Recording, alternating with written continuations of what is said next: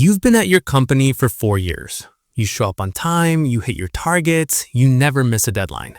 Last month, your manager pulled you into a one-on-one and told you that you're one of the most valuable people on the team. You smiled, said thank you, felt good about it for maybe 48 hours. Then your paycheck hit and it was exactly the same as last month. Meanwhile, your friend, you know the one who seems to switch jobs every 18 months like most people change their Netflix password, just texted you that he accepted a new offer, $62,000 more than what he was making. And here's the uncomfortable part. He's not smarter than you. He's not working harder than you. He just stopped being loyal to a company that was never going to be loyal back. That's what we're talking about today.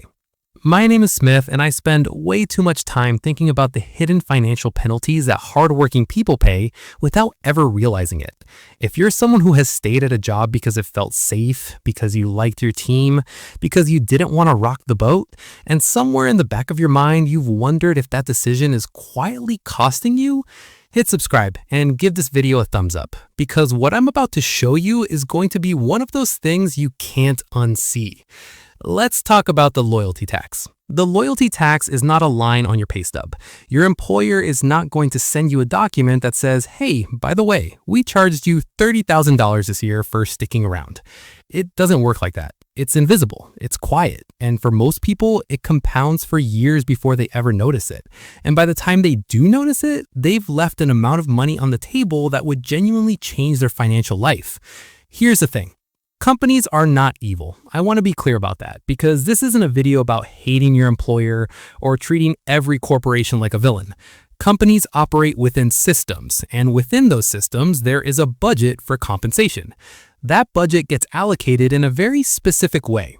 When a company needs to hire someone from outside, they go to market rate. They look at what the talent costs right now in this economy for this skill set, and they pay it. They have to, because if they don't, that person goes somewhere else.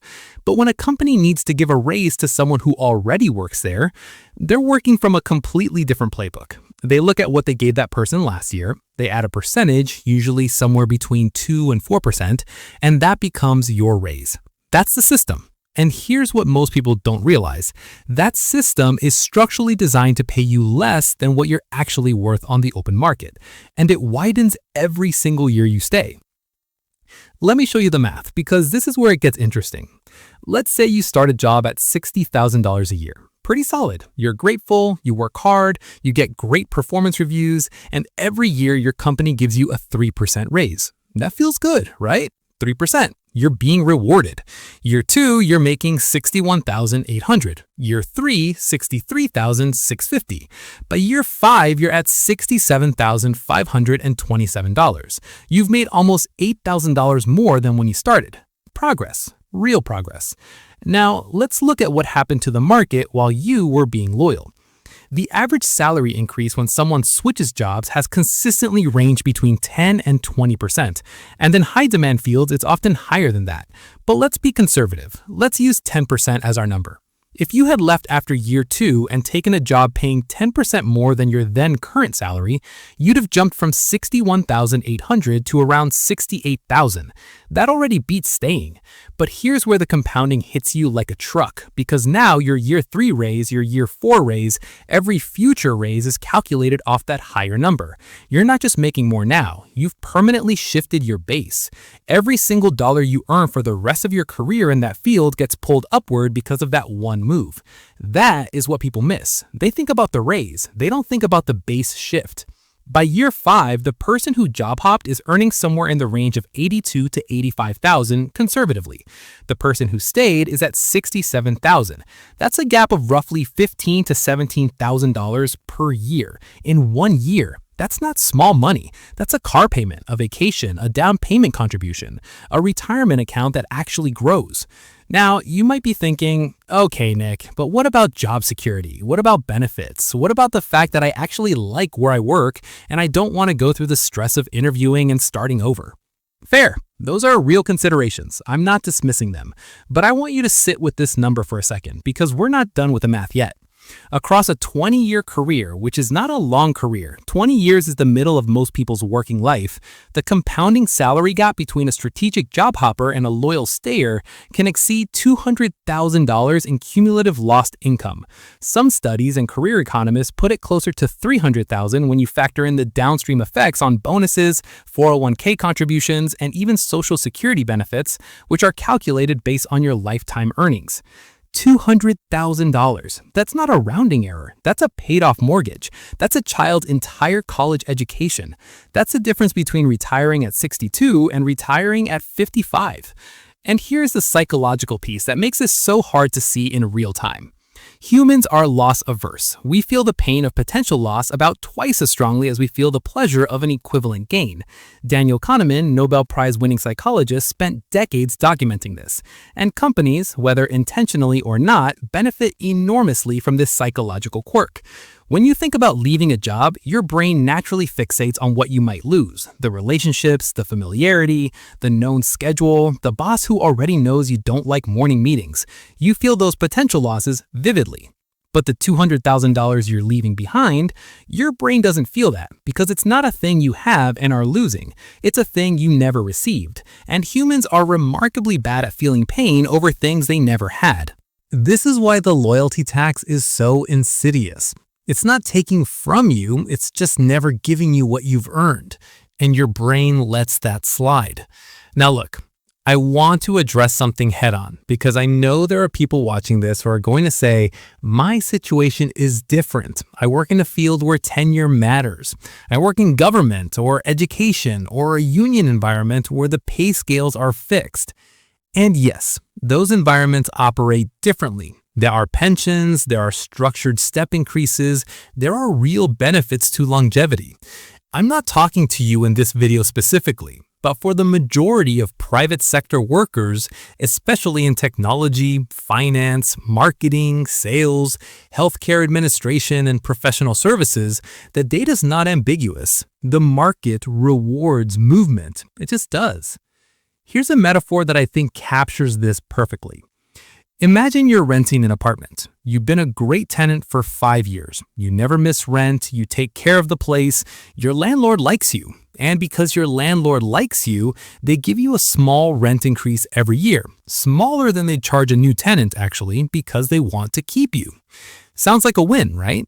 Except the apartment across the hall, the one with the updated kitchen and the new floors, is going for $1,200 more per month because the market moved.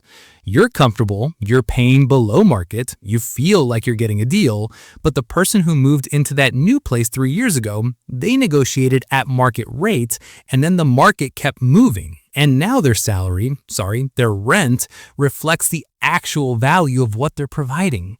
You thought you were winning because your costs didn't go up. You didn't realize the opportunity cost of what you didn't gain. Loyalty in the context of corporate employment is often comfort dressed up as virtue. And let me be really honest with you here, because this is where I think most finance content kind of pulls its punches. Staying at a job for a long time does not make you a better person. It doesn't make you more disciplined. It doesn't make you more professional. Our culture has attached a moral quality to job tenure that has absolutely no basis in how compensation actually works. If you've been at your company for 6 years and you're proud of that because you feel like it says something about your character, I want you to genuinely examine whether that pride is serving you or whether it's a story you're telling yourself to make a financial decision feel more meaningful than it is.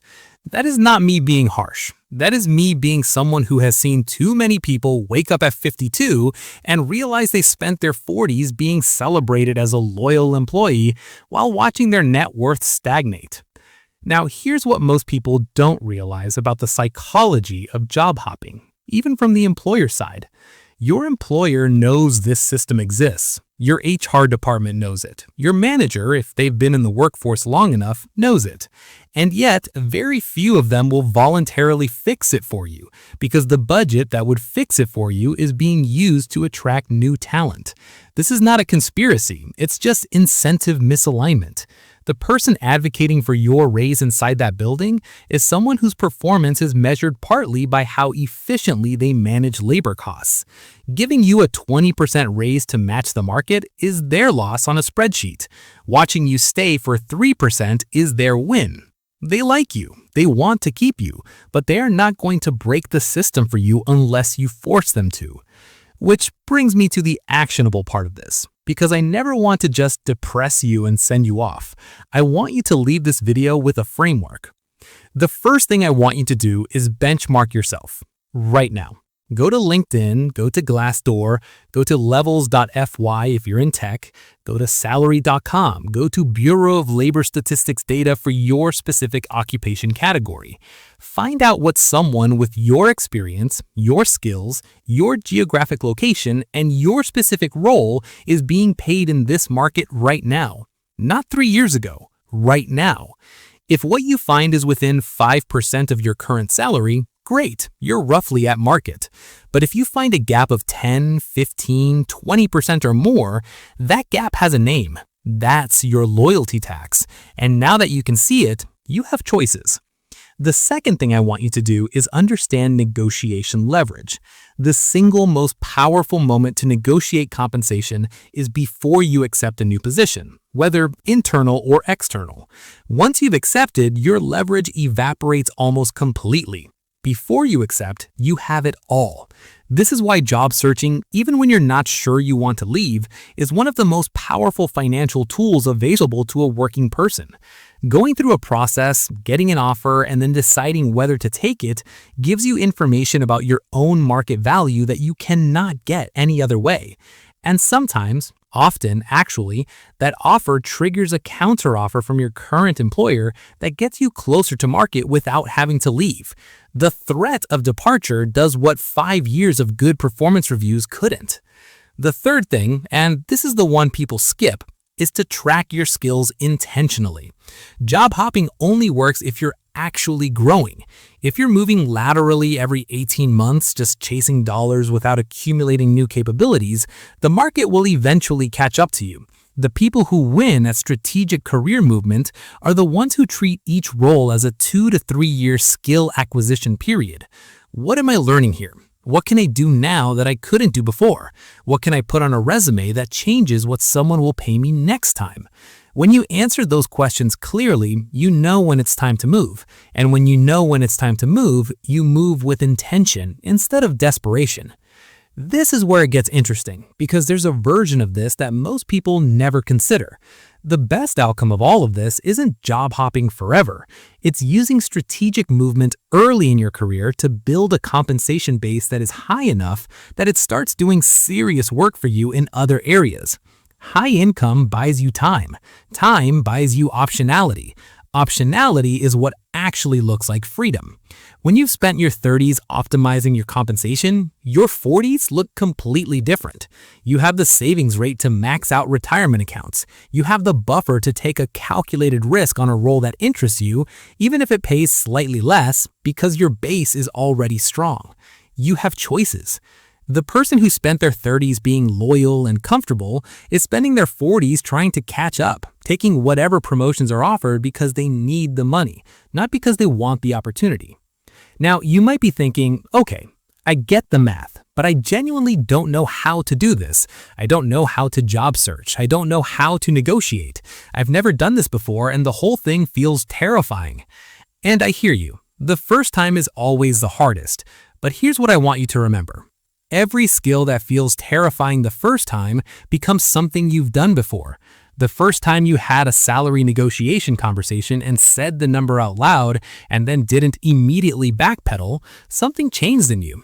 The first time you got an offer letter that was 20% higher than what you were making and you realized the market had been waiting for you to show up, something changed. You can't unknow what you're worth. The loyalty tax is real. It's large, it's quiet, and it compounds every year you don't address it.